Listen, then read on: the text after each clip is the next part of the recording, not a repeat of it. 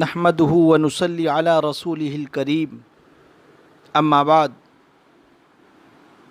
فاعوذ بالله من الشيطان الرجيم بسم الله الرحمن الرحيم لقد كان لكم في رسول الله اسوة حسنہ۔ محترم حضرات، عزیزوں اور بزرگوں،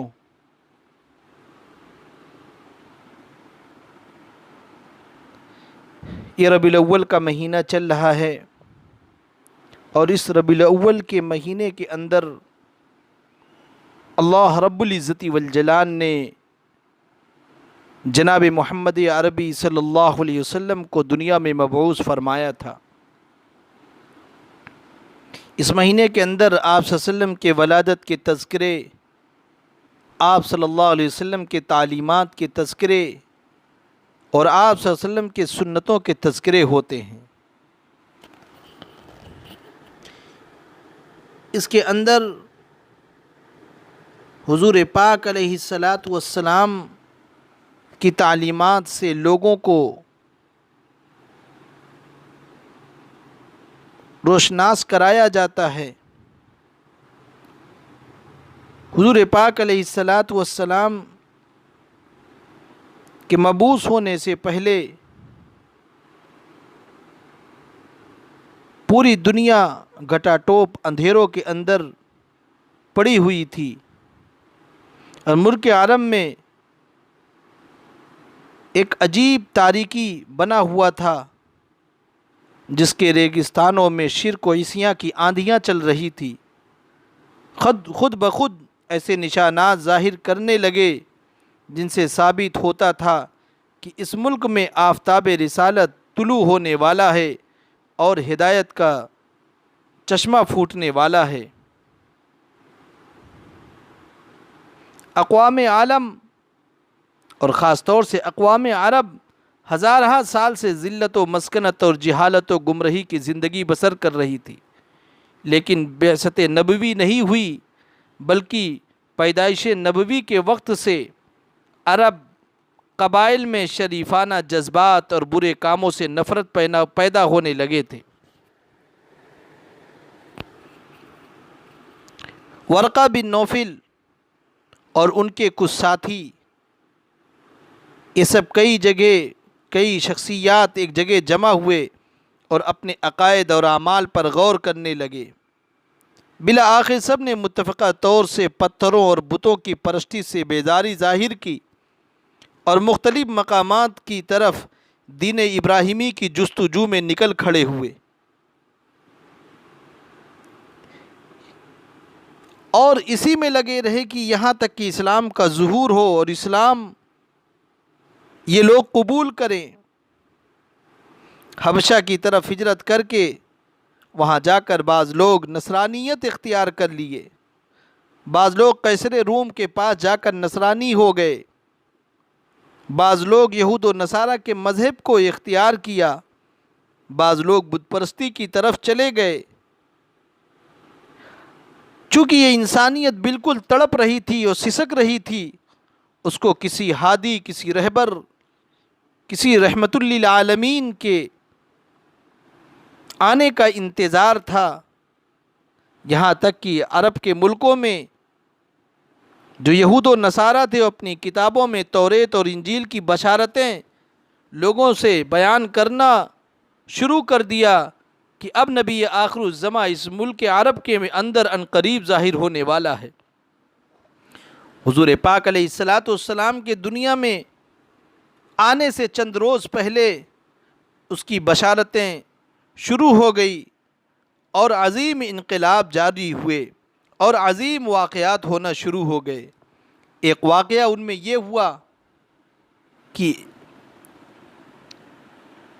جس کو اصحاب فیل کا واقعہ کہا جاتا ہے، جس کو سورہ قریش کے اندر جس کا تذکرہ ہے، حضرت عبد المطلب کے زمانے میں یمن کا علاقہ حبشہ کے بادشاہ کے ماتحت تھا۔ اس زمانے میں حبشہ کے بادشاہ کی جانب سے ابرہہ نام کا ایک شخص یمن کا صوبے دار تھا۔ اس نے یمن میں ایک مندر تیار کیا اور اہل عرب کو ترغیب دی کہ بجائے کعبہ کے اس یمن کے مندر کا رخ کیا کریں، لیکن اس کو اپنی اس تحریک میں کامیابی نہ ہوئی، بلکہ ایک عرب نے موقع پا کر اس مندر میں اس کی تذلیل کے لیے پاخانہ کر دیا۔ ابرہہ نے جوش انتقام میں مکہ مکرمہ پر چڑھائی کی اور اس ارادے سے روانہ ہوا کہ خانہ کعبہ کو گرا دوں گا۔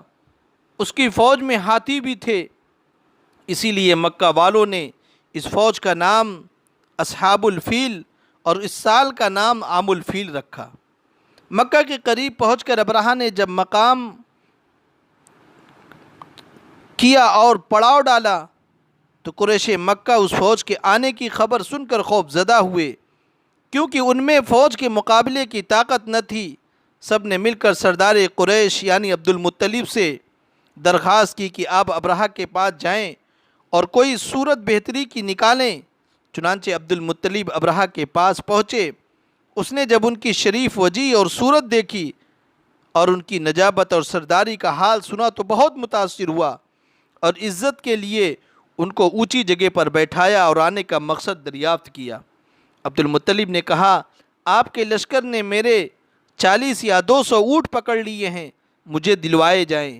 ابرہہ نے کہا، میں تم کو عقل مند اور ذی ہوش شخص سمجھتا تھا، لیکن میرا خیال غلط نکلا۔ تم کو معلوم ہے میں خانہ کعبہ کو گرانے کے لیے آیا ہوں، تم نے اپنے اونٹ لینے کی تم کو اتنی فکر ہے، اس کی کوشش کی، لیکن خانہ کعبہ کے بچانے کی کوئی تدبیر نہ کی۔ عبد المطلب نے برجستہ جواب دیا کہ میں تو صرف اونٹوں کا مالک ہوں، مگر اس گھر کا بھی ایک مالک ہے، وہ اپنے گھر کی خود حفاظت کرے گا۔ میرے بھائیوں دوستوں، ہم کو غور کرنے کی بات ہے اس جملے پر کہ ہم کو اللہ پر کتنا اعتماد ہونا چاہیے۔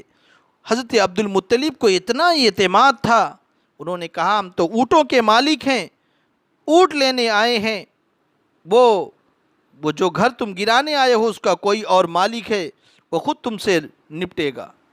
ابرہہ اس جواب کو سن کر برہم ہوا اور غصہ ہو گیا۔ اس نے کہا، اچھا میں دیکھوں گا کہ وہ گھر والا مجھ کو کس طرح روکتا ہے اور کعبے کی حفاظت کرتا ہے۔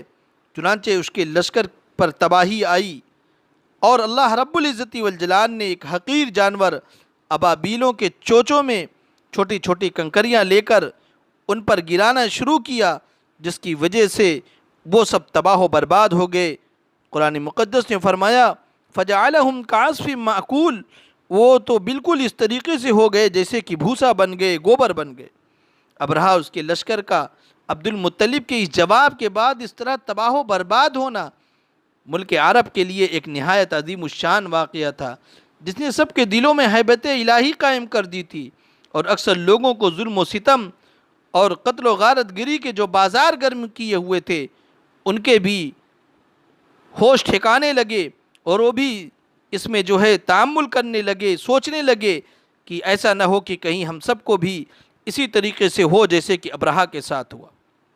میرے بھائیوں دوستوں، یہ واقعہ ہونے کے بعد اللہ رب العزت والجلال نے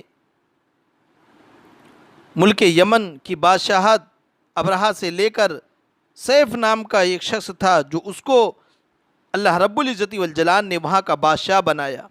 عبد المطلب کو خوشخبری سنائی گئی کہ دوسری بادشاہت ہو گئی تو عبد المطلب اپنے تمام قوم کے ساتھ ان کے شکریہ کے لیے گئے، ان سے ملنے کے لیے گئے۔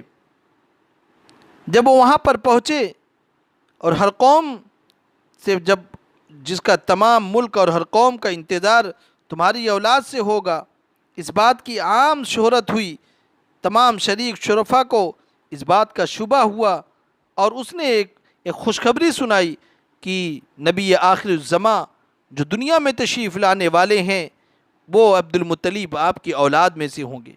اب لوگ اہل کتاب کے پاس دوڑنے لگے، جا کر نبی آخر الزماں کے حالات اور علامات دریافت کرنے لگے۔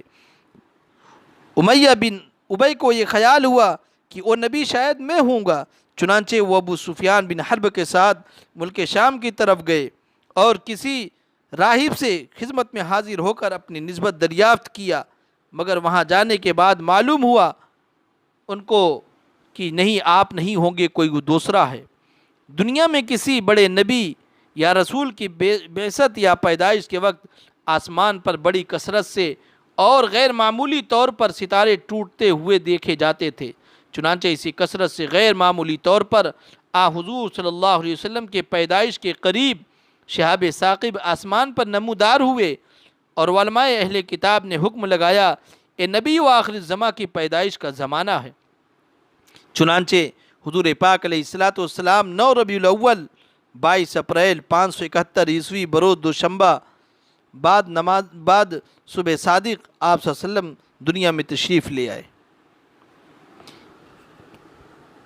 ایک اور واقعہ ہوا،